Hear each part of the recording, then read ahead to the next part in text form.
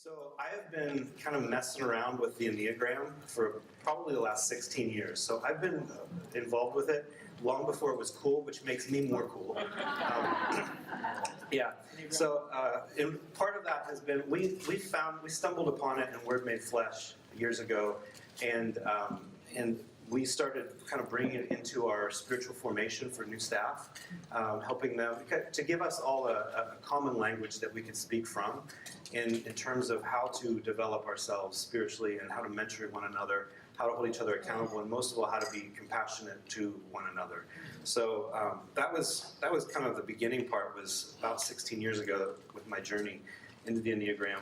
And it's been life-changing for me. It isn't the Enneagram that's been life-changing. It's been how the Holy Spirit has used the Enneagram in my life. But it really gives some great tracks to follow. And so that's what I want to talk about a little bit today. So kind of just briefly, if you haven't... Well, actually, before I go into this one, I want to know, maybe just, I don't want to take too much time, but I want to know what brings you all here. What the level of interest is. Is this just exploration? Is this, hey, I've been figuring these things out or learning a little bit about it, and I want to know more? Or is it, I'm kind of weirded out by this Enneagram thing, and I want to find out if this is either legit or something I should be running away from. So maybe like 3 or 4 people, give me some of that input so I know what I'm dealing with here. What kind of crowd do I got? I'm a doctrinal watchdog as we deal with pentagrams. All right. Actually, you are not the first person to say something about that diagram, and that's why I put it on one of the first slides, because we're going to just get the creepiness out of the way. It's given Jessica and I language for to get us unstuck on some things where God was able to speak because He gave us new language for some things He wanted to say. Language to help get unstuck. I like that. Yeah, we've been wanting to do this for a while for staff development for our team, and we heard about it from the School of Social Work over at Baylor, and they said this would be a really great tool, and so it was really good timing for us to jump on board. Okay, team development. Ben? The kids team all did it last fall. Did what? We did the test, and we know our numbers and everything, but we don't understand anything about it. So we're ready to learn. Okay, and just to speak to that, I'm really glad that Ben, you said that, because one of the things that I found is you can find out your type, but then if you don't have any kind of good input, it can be a little bit destructive. Because one of the things is you look at your type, and you see it there in black and white, and it has the negative side, the dark side, the shadow side. It can kind of wreck you a little bit. And unless you have a clear path forward, and maybe sometimes a helper from outside, a more objective, compassionate person to help, it can be a dark place to be, and you can get stuck in there. So glad you're here, Ben. Anybody else? One more person. I did see another hand sort of in this area. I heard about the Enneagram back in the 90s, so I'm way cool. Yeah. But I rejected it because I thought it was Because of the pentagram. No, because I thought it was out of Hindu origin. And so when I found out from talking to you that the early church fathers had done this, then I got really curious about, I might have been missing out on something. Yeah. And wanted to learn. Yeah. Well, I think one of the things, there isn't like a supreme, hard and fast, this is exactly where it came from thing, which I'll talk about really briefly. Anyway, so Greek, we've got the Greek word ania for 9, gram, which is the word for graph or chart, so we can see this charted thing. And just to kind of take a little bit of the scariness out of this crossing lines that looks a bit like a star or a diamond or a pentagram, it's just showing how the different numbers, the different types interact with each other. And it's really, it's a little bit in depth, and we can get into it piece by piece, and so I don't want to jump into that and scare you all the way from the get-go. But the only reason that those are that way is to give a pictorial idea of how these different types interact with each other. So literally, it means a 9-sided graph. But there are things that say that there's some source information that maybe it comes from Buddhism, maybe it comes from Sufism. There's some strong evidence that it comes partly too from ancient Christianity. But with that kind of maybe questionable history, No scientific research to back it up or to quantify its success among people at this point. Why do so many love it? And maybe more important, the question we really need to ask is, why should we even consider it? And so that's kind of what I want to talk a little bit about today. So I would say that overall, it is a self-discovery tool for spiritual formation, relational, and emotional growth. So simply put, it's a tool. It's an imperfect, but it's an extremely intuitive and poignant tool for spiritual formation and interpersonal growth. So on Sunday, Jimmy and Laura spoke, and they talked about how sabbatical enabled them to pause. And part of that was stepping out of the autopilot. And I don't mean to put words into what you're saying, but I'm kind of, you can correct me if I'm misstating it, but to step out of autopilot and to discover some of the lies that continue to influence thoughts, feelings, and behaviors. And so the Enneagram is actually a tool that helps us to pause. It helps us to stop and pause and expose the specific shape of the lies that the enemy uses to speak to us. The shape that lie takes to our particular unique type. And that aspect of us that is most vulnerable to sin and the compulsive thoughts and behaviors that come out of that. So it's really just it's a tool. It's a tool that the Holy Spirit can use to speak to us, but it isn't the Holy Spirit. It's the tool that can help us to understand how the Holy Spirit specifically wants to work in our lives. I think it's something that exemplifies and highlights the fact that each one of us is fearfully and wonderfully made by our Maker and our Creator. And so because of that, some of the broader tools that we kind of tend to use, which are great and I don't at all think are wrong, how do we take that broad tool and apply it in a more specific way to us as an individual? So what is it? My own journey into embracing the Enneagram, it's a little bit more personal than simply having discovered a new tool 15 or 16 years ago.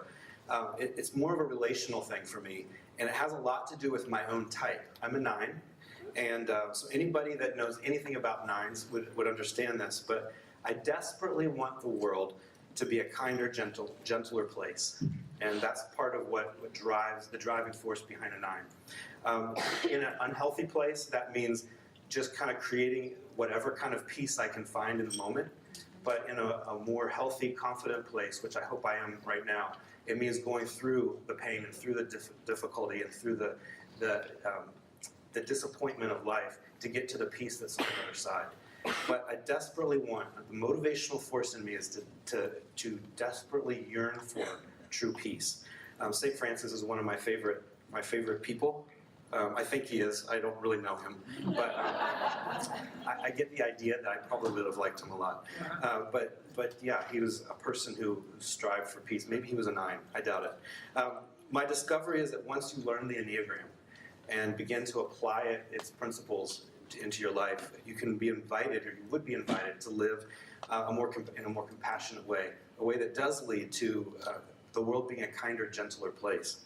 Even if nothing else changes you in this journey that maybe you're beginning to be on, you will have more compassion for yourself and for others, and that alone makes it a worthwhile thing. The Enneagram helps us to see things that are broken or dissonant within us in a context that gives hope. It's not just pointing out the bad stuff, but it's in a context that gives hope. Hope that we're not alone in our eccentricities. Hope that there's a way of integrating ourselves into a version that more closely resembles our truest identities, or actually more resembles the person that God created us to be, which then is created in His image. So reflecting the love of God and the truth of who God is a little bit more clearly. And the hope of just feeling and knowing that there is a possibility of being understood, that we can understand ourselves better and that others can understand us. And that's something that a lot of us really long for, is just to be known and to be understood. So the Enneagram helps us feel understood and seen, and empowers spiritual and emotional growth by showing us that there is a path that is possible. So I'm going to jump into the deep end here for just a minute and kind of talk a little bit from the deep end of the pool. We're all born with a sense of purpose, a sense of direction and identity, and the gift that we were created to put forward. We're born with that. And somehow, at some point, we lose sight of it and become disconnected from our truest self, our truest identity. So it might be pain, grief, loss, trauma, just a lack of good parenting, all kinds of things that could happen. Whatever it is that comes our way as part of our human condition, it separates us from our truest self. And we cope with it by creating a false mythology, a mask that hides us from the world, that hides the world from our truest self. And a lot of times that also includes we're disconnected from it for ourselves. We don't even know ourselves what our true self is. So that place in us that's the most vulnerable and tender, that place that maybe is the most exposed, we protect it with this false self, this personality. The false self essentially becomes our personality, and the mask, a lot of times you'll hear it talked about as the mask that we wear, the illusions that we project or even believe about ourselves. So a lot of us, we get confused about why we do what we do. And there's times where my wife will tell me things, she'll point out very lovingly. I wish she was here. She'd be rolling her eyes right now. She points out some of the things that I do, and I'm like, I don't know why I keep doing this. But the Enneagram can begin to help us understand why we do some of the things that we do, why we have this compulsive nature to reacting and responding to situations in our life in the way that we do. Why we think the way that we think, why we feel in certain situations the way that we feel. We spend a lot of time trying to navigate our lack of understanding about who we are and who others are, but without understanding, it's truly hard to love well. And so we can't love ourselves well, we get angry, we live under shame and guilt. The Enneagram helps us to develop compassion, which leads to understanding, and understanding which leads to greater compassion. So it helps us to develop compassion and understanding. Paul asked the question, why do I keep doing the very things I don't want to do, right? I have an answer to his question, and it's because of his Enneatype, his specific Enneatype. So, Paul, I got your back.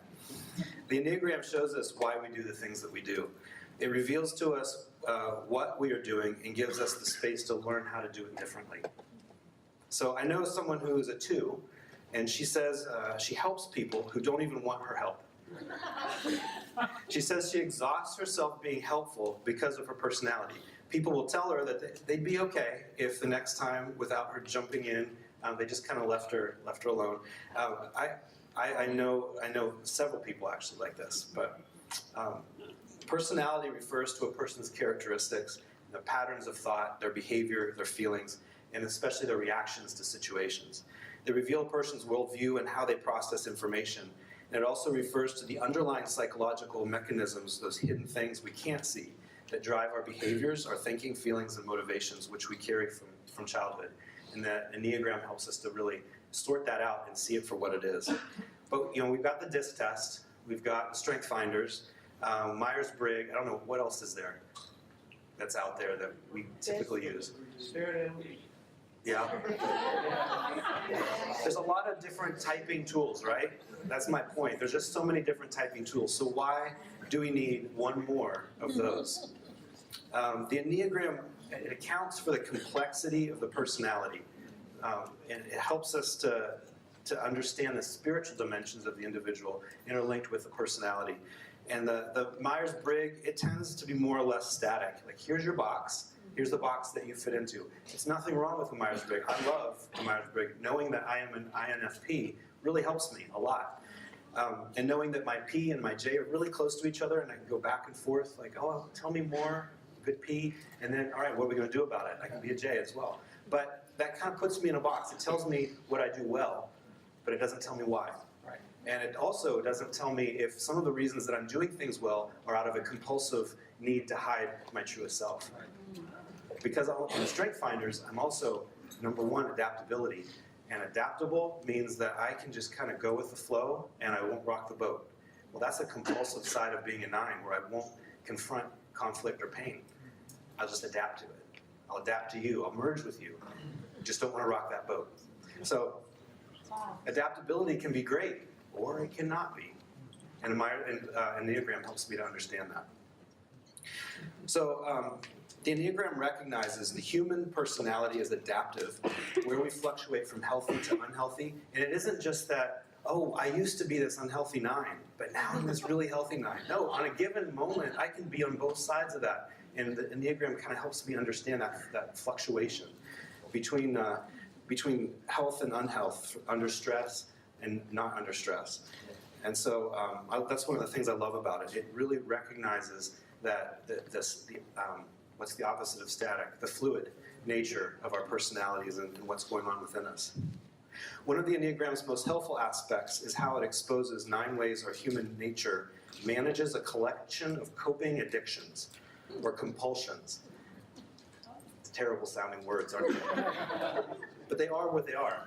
They are what they are, and we should just name them as such. They're the lies they're the things that the enemy uses to kind of live out his lies in our lives. They're these coping addictions or compulsions. They help us to understand them and to see them for what they are.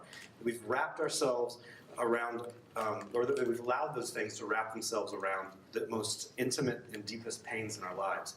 And so we feel like this compulsive need to protect them. The Enneagram helps us to understand those things. For many of us, these wounds go largely undetected for most of our lives. Yet we live unconsciously into the compulsive trajectory they set on us. And the mental and emotional scar tissue of these wounds form the 9 different types of the Enneagram. And they mold, they can mold tragic character flaws in us if we let them, or we can identify them and they can actually be our greatest strengths. Some of these things become applauded as strengths, which I mentioned before, but actually form a maladaptive element in our personalities. And I mentioned that kind of how that plays out as a 9. As a 9, my maladaptive behavior of pain avoidance can cause me to adapt to the needs, wants, and desires of everyone else around me. So that I don't in any way rock the boat. If I say, I'd like to go to Taco Bell when everybody else wants to go here. No, I would never say that. Because, man, you've already said the consensus over here is McDonald's. Why on earth would I even throw out a different suggestion? And by the way, I don't even know what my suggestion would be because I've so distanced myself from my own opinions that I don't even know what my opinions are anymore. That's a very maladaptive 9. So it comes at the expense of my own awareness of my needs, my wants, my desires. So a 9 can adapt to their environment so much that they become completely oblivious of what they think or believe for themselves. So the Enneagram helps us to see these things, these maladaptive behaviors, these maladaptive, compulsive, addictive, manipulative behaviors that keep us from being our true selves. Lastly, the Enneagram helps us to better love ourselves, love others, and most importantly, to love God with more clarity and more purpose. If we can begin to eliminate some of the questions that we ask over and over about how to better love God, how to love others, why do I keep doing this to my wife?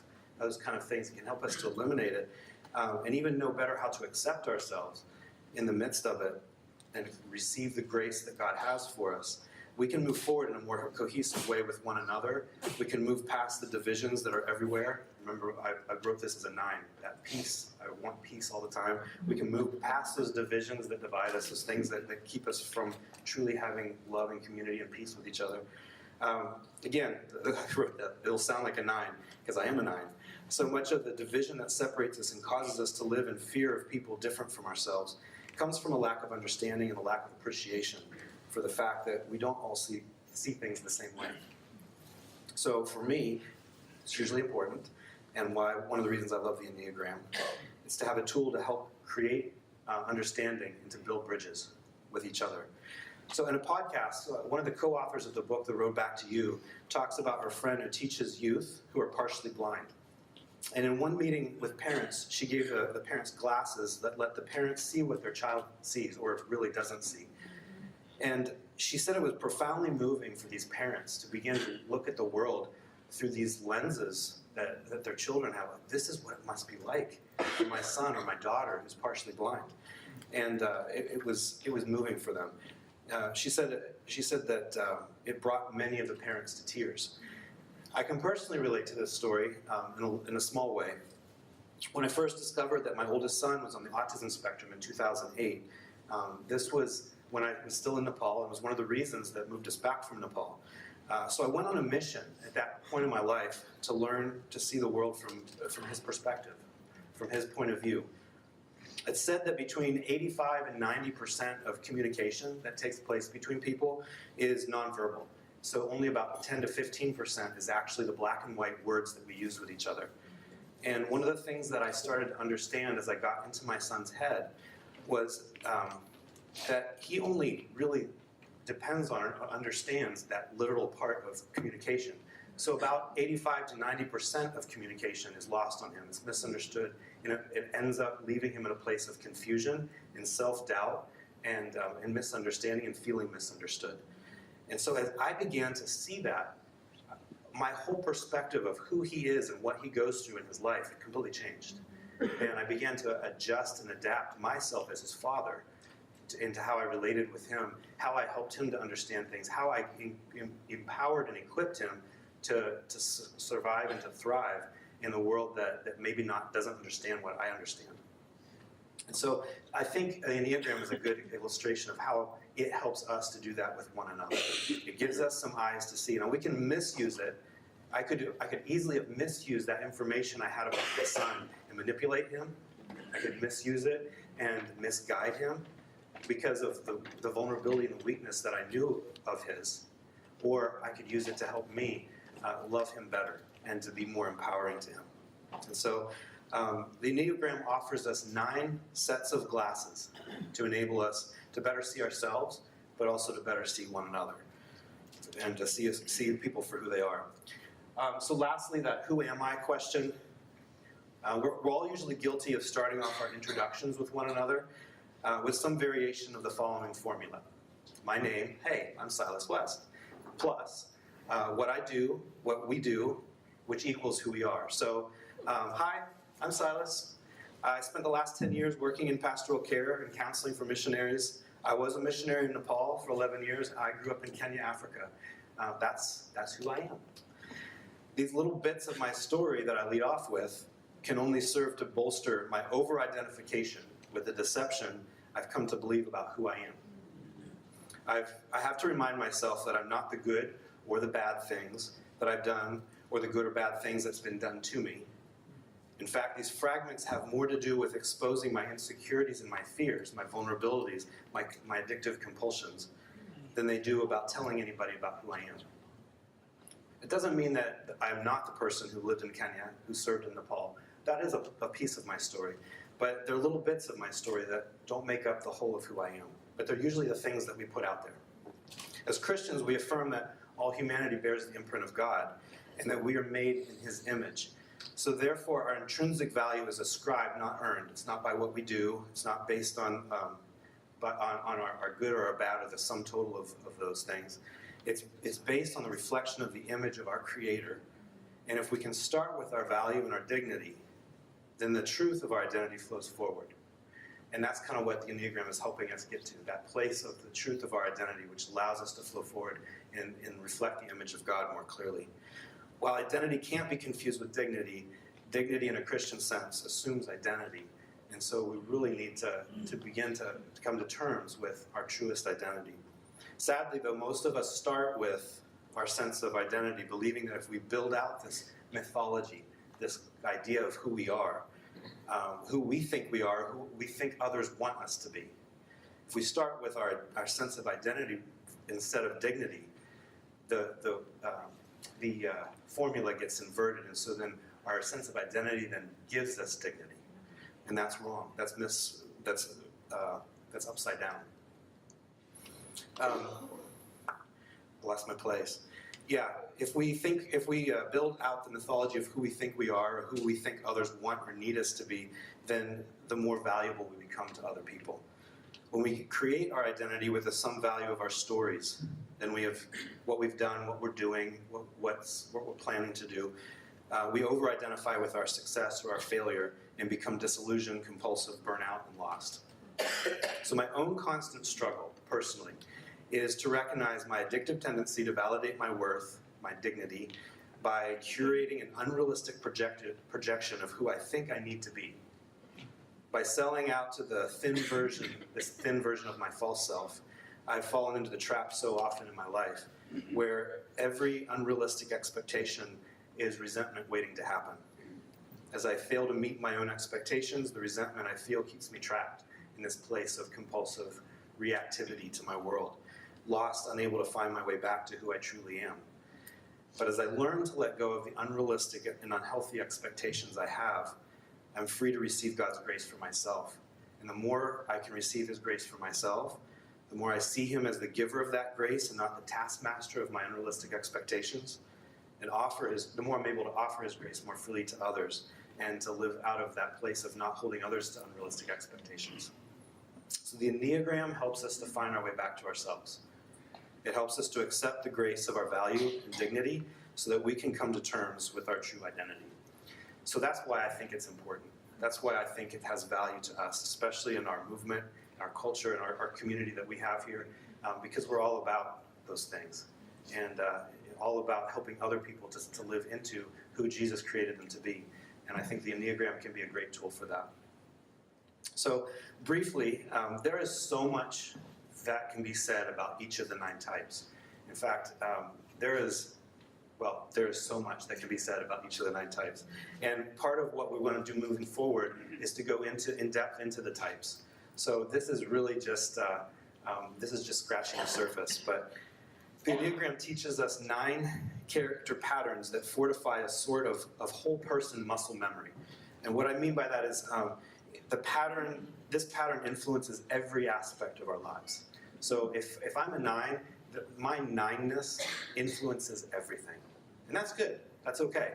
But if there's a maladaptive element to it, then that maladaptive element becomes intertwined into every part of who I am.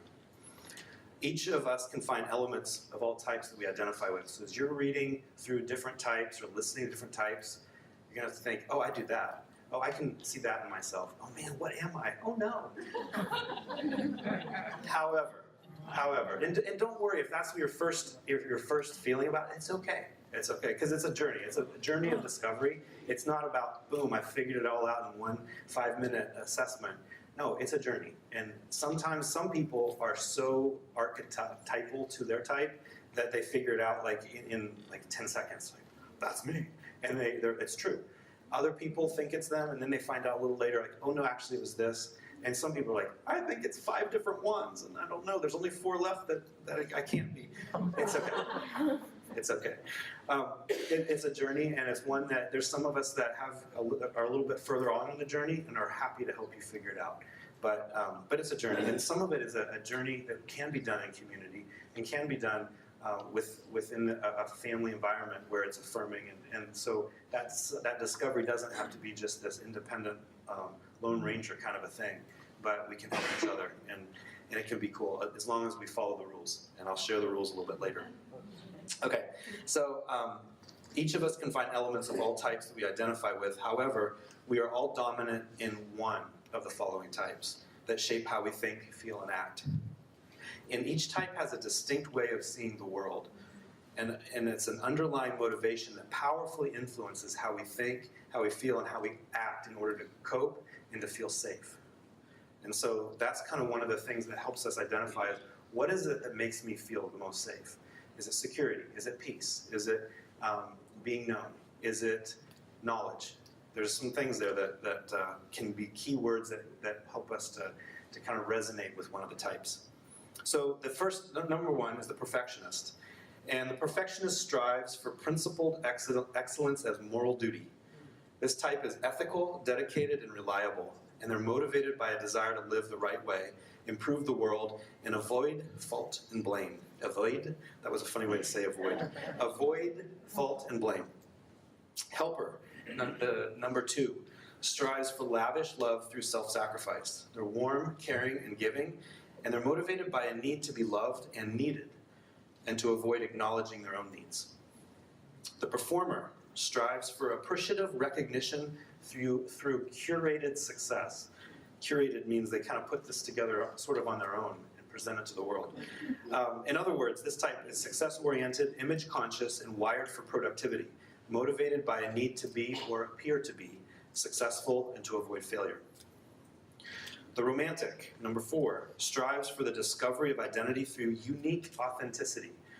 These are often people who love to be unique and be their own person, and if something becomes a fad, they will be as far away from it as possible. This type is creative, sensitive, often moody, and motivated by a need to be understood and experience their oversized feelings and avoid being ordinary. 5 is the investigator, who strives for decisive clarity through thoughtful conclusions. Analytical, detached, and private, they're motivated by a need to gain knowledge and conserve energy and avoid relying on others. The loyalist strives for steady constancy through confident loyalty. Committed, practical, and witty, there are also worst-case scenario thinkers who are motivated by fear and the need for security. And the 7 is the enthusiast, striving for imaginative freedom for inspirational independence. Fun, spontaneous, adventuresome, they're motivated by a need to be happy and to plan stimulating experiences. Sometimes for the 7, the planning of the experience is better than the experience itself, because they can plan into it all the fun things that have got to be happening. And sometimes the plan never lives up to the reality. They also avoid pain and sadness. 8 is the challenger. And the 8 strives for impassioned intensity, for unfettered autonomy. So the intensity with which they approach life helps keep them from feeling controlled by others. So they're commanding, often intense, confrontational. And the 8 is motivated by a need to be strong and avoid feeling weak or vulnerable. 8s tend to like to be in charge. They will take over if no one else is ready to. The peacemaker, that's me, strives for harmonious peacefulness as a holistic state of being, which laying on a hammock can be that. Harmonious peacefulness is a holistic state of being. Pleasant, laid back, and accommodating, they're motivated by a need to keep the peace, to merge with others, to avoid conflict. And something else that I didn't put in there, 9s are very complex people, but they don't look like it on the outside. They look like they're very serene and everything's like, ooh, cool. But we are anything but. So those are the 9 types, the 9 different ways of viewing the world. And so that one situation can be viewed at least 9 different ways, or a variation of 9 different ways by a whole room of people, because of the way that God uniquely created us. And what I haven't even talked about is our wings or our integrative type and our disintegrative type. So if that is enough to scare you away, please come back next week or next month. So I want to talk just for a couple minutes what the Enneagram is not. It is not a shortcut to understanding ourselves and others. If you're looking for a shortcut, if you're looking for something to just, okay, I just need to figure this out real quick, do not think that the Enneagram is going to be your friend in that way. We have to be courageous people and we have to start this journey. Only if and when we can find the courage to be honest with ourselves are we ready to start to learn the Enneagram. By revealing our illusions about ourselves and our compulsive traits that feed the illusions, the Enneagram emphasizes the intentional focus required to explore areas that we've neglected. And if you think that that is a easy, quick process, just think again, because it really is a lifelong process.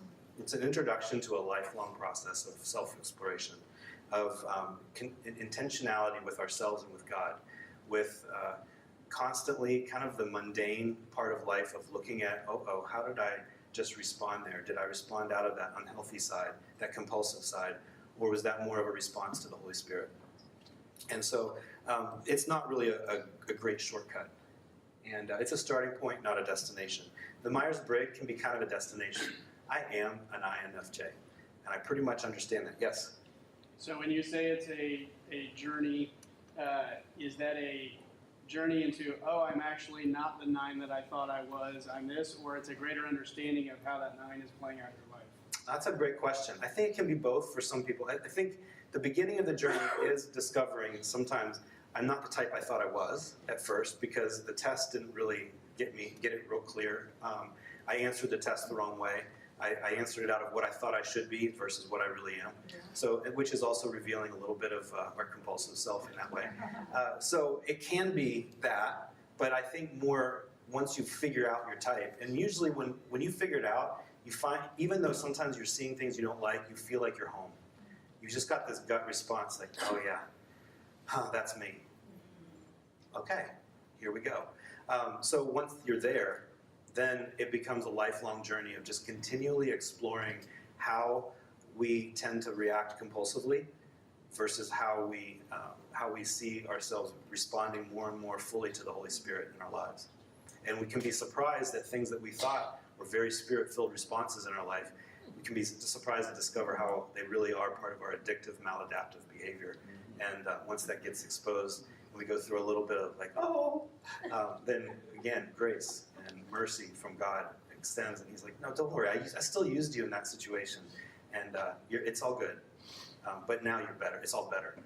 Even more than good. It's gooder and gooder and gooder. It's my grandpa, who just retired in May. He's 96 years old, 95. He retired from 76 years of being a pastor.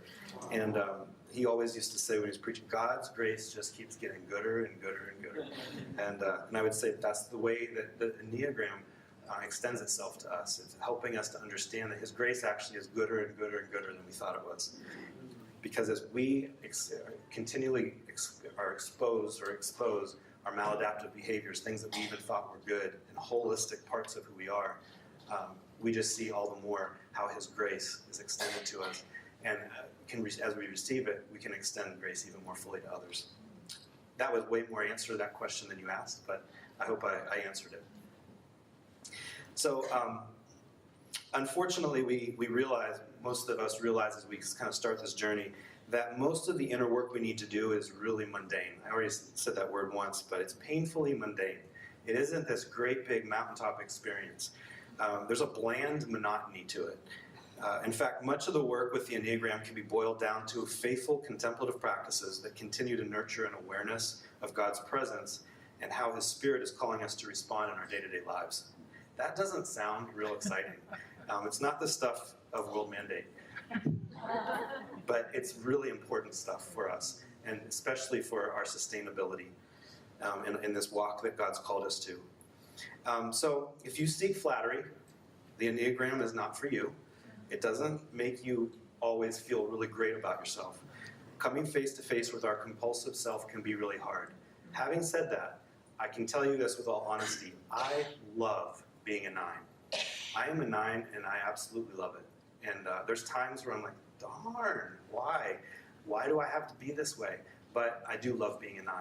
And so I wouldn't want to be another type. But I do remember when I first started learning this, and I was looking at the negative elements of my type and seeing them clearly, and seeing the more positive elements of other types as I'm reading them. Because I'm reading other types, and the positive things are coming out, and I'm not really seeing the negative. I'm thinking, why couldn't I be more like this? Why couldn't I be more like this? Because I'm so like this. So that was hard at first, but now I can tell you in all honesty that I love being a 9. The Enneagram is not a system of reducing people to their types.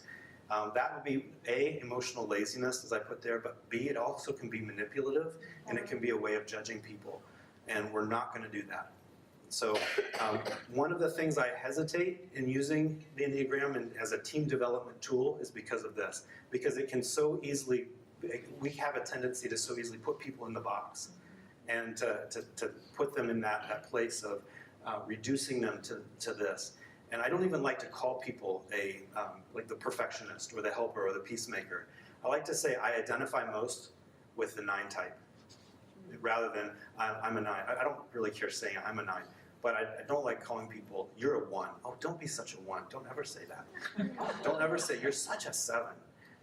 That's reducing them to their type, to that place. And that's emotional laziness. It's just kind of saying, I don't have to really understand or know you or care about you or be compassionate about you.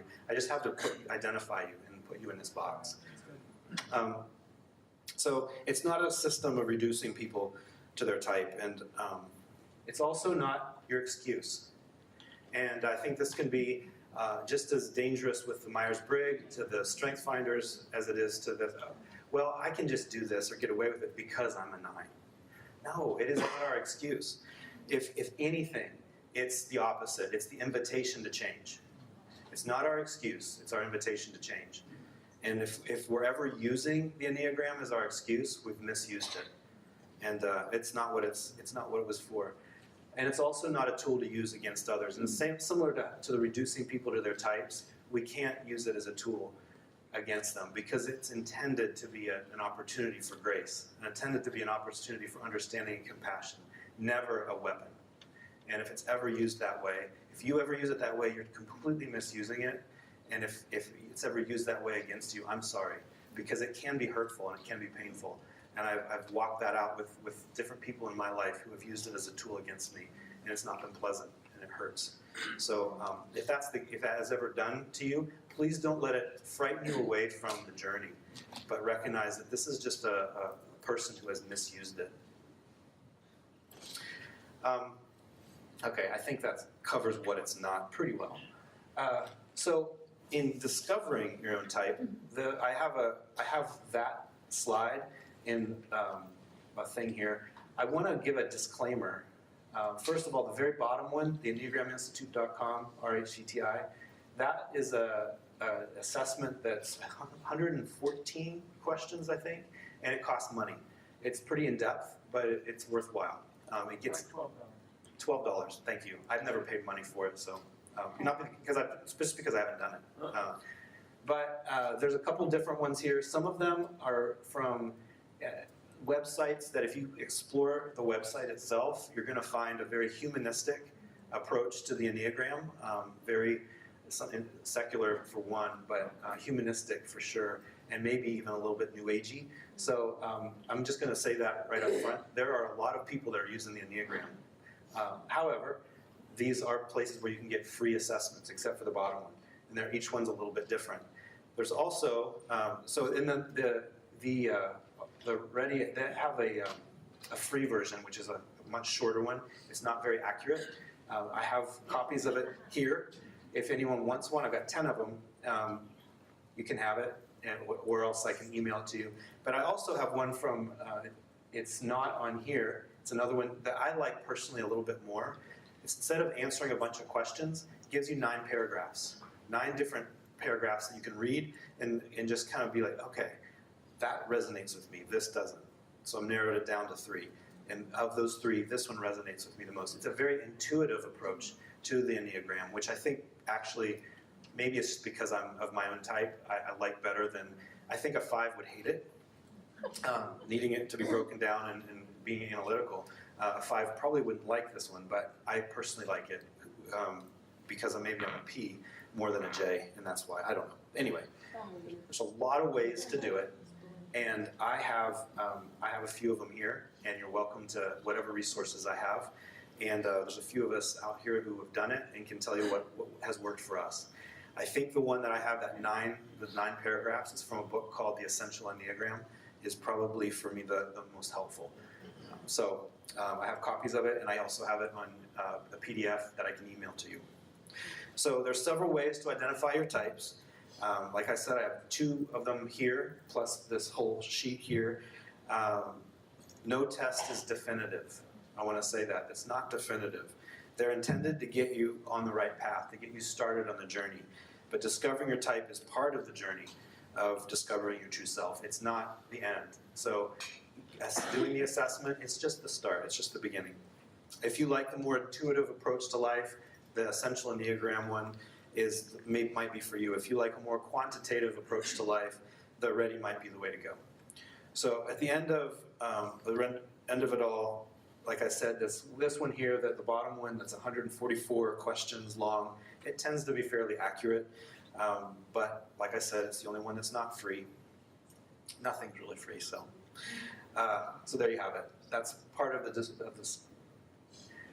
discovery. So now this is kind of what I want to end with, I think. Yes.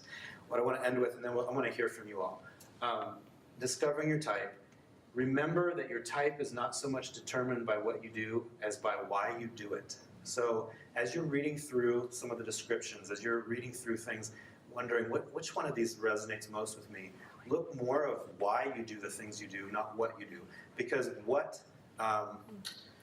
so don't rely so much on the traits that identify your type as much as the motivations that drive the traits, if that makes sense. Some types have similar traits, but very different motivational forces are at work with each trait. So another way to approach this is think about who you were at 20 rather than who you are now. Especially those of us who have been Christians for a while, we sometimes learn how to minimize some of our more compulsive behaviors, our compulsive traits, in a very Christian way, and the ways that we didn't necessarily have the access to do, or the freedom to do, or the understanding to do when we were in our 20s. The problem is when we've minimized them and kind of pushed them down, they're still there. We still think out of those places, even if we don't always behave out of those places. We sometimes, our emotions, our anxiety, our depression are triggered by those things, even if we kind of can talk the talk and walk the walk fully with all integrity, but integrity only to the point of because of what we don't know. Once we learn it, then integrity takes on a new shape, and we have integrity to go there and to have further understanding. Look for the type that best describes who you are, not who you want or think you should be. I probably don't have to say that, but yet sometimes I do. So it's better just to get it out there and say it.